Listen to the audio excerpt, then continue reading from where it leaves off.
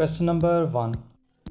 एक player counter attack शुरू करता है और अपने साथी प्लेयर को पास करता है जो कि सेकंड लास्ट मुखालफ प्लेयर से आगे और मुखालफ टीम की गोल लाइन के करीब है और प्लेयर अपने ही हाफ में है सवाए इसके बाजुओं के जो कि अपोनेंट के हाफ में है।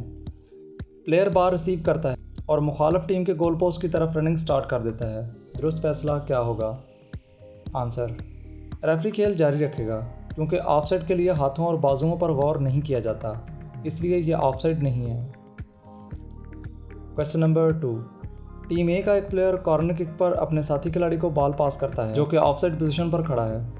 यह प्लेयर अपने एक और टीममेट को पास करता है जो कि ऑनसाइड पोजीशन पर है। वो हेड के ज़रिए गोल स्कोर कर देता है। दुरुस्त फैसला क्या होगा?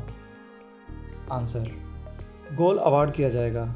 ये ऑफसाइड का ऑफेंस नहीं है क्योंकि प्लेयर ने बॉल डायरेक्टली कॉर्नर किक से वसूल की थी। Question number 3। टीम ए का फॉरवर्ड ऑफसाइड पोजीशन पर खड़ा है। इसका साथी प्लेयर बॉल को गोल्स की तरफ किक करता है। टीम बी का डिफेंडर गोल लाइन पर खड़ा है और जानबूझकर हाथ से बाहर रोकता है। बॉल ऑफसाइड पोजीशन पर खड़े प्लेयर के पास चला जाता है। वो गोल स्कोर कर देता है।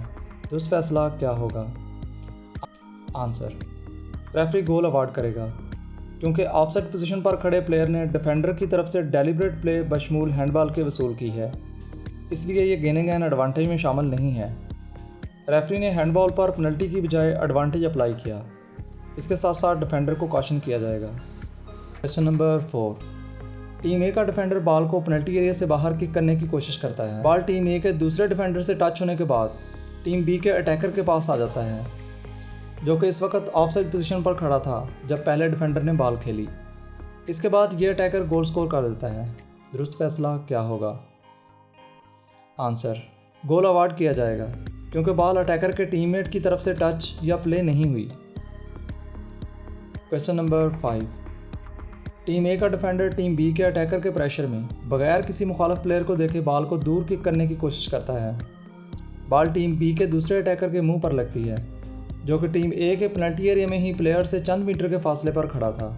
रेफरी का फैसला क्या होगा? आंसर, रेफरी खेल जारी रखेगा क्योंकि यह हादसाती इंसिडेंट है।